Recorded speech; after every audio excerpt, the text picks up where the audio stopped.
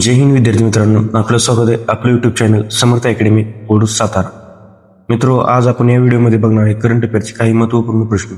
प्रश्न क्रमांक पहिला, 2025-26च्या पुरुष हॉकी इंडिया लीगच्या अंतिम फेरीत कलिंग लायन्सने कोणत्या संघाला हरवून विजेतेपद जिंकले आहे?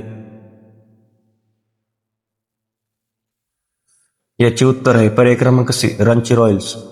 प्रश्न क्रमांक दुसरा, 2026च्या पद्म पुरस्कारांमध्ये देशातील एकूण किती मान्यवरांना या प्रतिष्ठित पुरस्कारांनी सन्मानित करण्यात येणार आहे?